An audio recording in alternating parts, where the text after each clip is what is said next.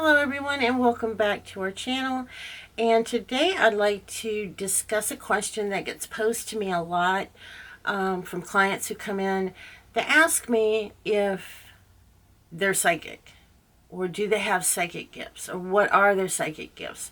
And the thing that I tell them is absolutely yes, you have psychic gifts, you have psychic abilities, you are spiritually open, and it's just a matter of person to person to person what those things are and to what degree you're open to them.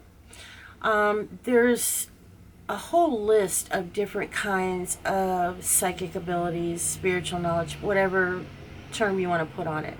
There's telekinesis, there's psychokinesis, there's precog, there's mediumship work, there's energy manipulation, there's biokinesis, there's clairaudience, there's clairsentience. I mean, and the list goes on and on and on. Now, there's certain things that me in my 52 years have never experienced. I've never seen anyone levitate objects. I've never seen anyone set fire to objects with their minds. I mean, there's certain so-called psychic abilities that are listed as psychic abilities that I have my doubts that exist. We live in a world that is based in reality.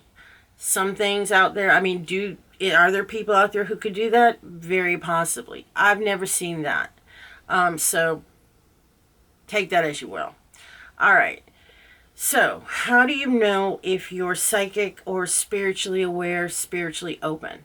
Some of the things that we're going to talk about are things that people who are spiritually open, psychic, have psychic gifts experience, and can be indicators that you are at a stage in your life where you're opening up spiritually and you can work with these things and enhance your knowledge. All right, some things that clients have talked about when they come in is that they see spirits. They see things out of the corner of their eye. They look and there's no one there. They see the spirits of people who have died. They're into the paranormal type of ghost hunting, things like that, because they can hear those spirits. They see those spirits. That's someone who is psychic or has psychic abilities. Another indicator are people who hear voices. And I'm not talking about people who have mental health issues or who have a mental illness.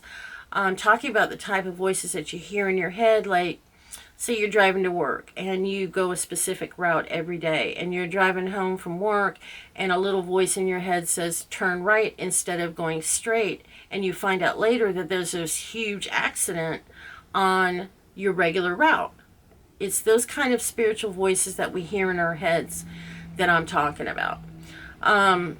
Something else that may be a big indicator of someone who is psychically aware or spiritually open is that when they walk into a room, they suddenly find their emotions mirroring the emotions of the people in the room or the energy in the room. For example, let's say you walk into a room where there's been a lot of tension, a lot of arguing between people, and you suddenly find yourself overwhelmed or getting angry for no reason, and you have to leave that environment. That means that you are spiritually aware, psychically open, and all of that energy of that space that you've just walked into that's what you're receiving, and it's too much. Something else. People talk about having extremely vivid dreams that don't make any sense, dreams about angels or people that have died or animals or things that they can't quite explain, that just feel off to them. That could be an indicator that you're receiving those spiritual messages from your spirit guides or your ancestors through your sleep.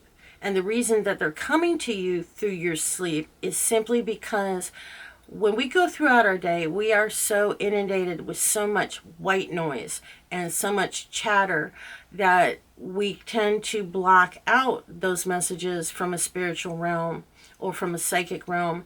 And it's only when we go to sleep and relax that we're able to receive that information. That's another indicator. Some people talk about being able to understand animals or have a connection with animals, and animals are drawn to them in a way that is unusual and not in the realm of, you love dogs, you love cats, but they're able to bond with them on a spiritual level. Let's see, what else? When you are able to sometimes hear what someone else is thinking. You're having a conversation with someone and you suddenly find yourself, wait a minute, did I just hear them say something in their head? You probably did. That's another indicator or experience. You can see auras. That means that you see the energy of a person, or you see a light surrounding them, or you see colors surrounding them. You're seeing that person's energy signature. You're seeing that person's aura. That is another indicator of being spiritually open or psychically aware. There's a phenomenon that's really common that people don't attribute to being psychic. Now, it is your mama. If your mother knows instinctively when you're up to no good and you're hundreds of miles apart, and she'll call you up when you're having a bad day and say, honey, are you doing okay? Are you all right? That's a psychic connection that she has to you as her child. It's that bond that tells her spiritually when something's wrong with you. It's also a bond that couples that have been together for a long time have. You mirror each other. You know what each other's thinking. You can feel what your partner is feeling, and they don't have to say anything. Or you can, like best friends, will sometimes finish each other's sentences. That's all part of being psychically aware, spiritually open. Another thing that a lot of people have experienced, and Dejavu. You can't explain it, you don't know why, but it's that sudden feeling of just knowing you've done this before or you've experienced that before. These are all signs and indicators that you are at a place in your life where you're spiritually aware, spiritually open, you have these psychic abilities, and they're available to you. Now, there's a lot more indicators, there's a lot more things that go involved, but these are some of the more common ones that people experience, that people have talked to me about.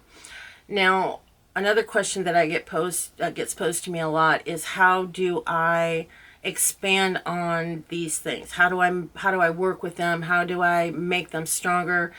And I'm going to give you a few tips on things that you can do, things that you can work with, to help elevate that ability, if you will, within yourself. Okay, first and foremost, meditation.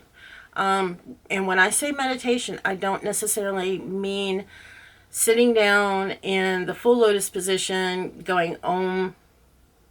Meditation is simply a practice to slow down your breathing and relax and push yourself into a slightly meditative state. Or a trance state. We all experience trance states from time to time, especially when we're driving. A lot of times when you're making long distance trips and you find yourself quote unquote zoning out, you've kind of entered into a slight meditative, slight trance state. That's the kind of meditation that I'm talking about. And it's best done and easiest done like right before you go to bed. And part of being able to slow your mind down and slow that process down comes with breathing. And it's a very simple process. It's going to be breathing in for a count of 5 to 8 through your nose, and then out for a count of 5 through 8 through your mouth. So it's going to be something like this.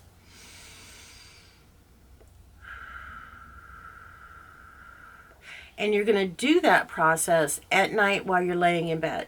And do it, 5-10 minutes, whatever. And a lot of times, yes, you will find yourself falling asleep.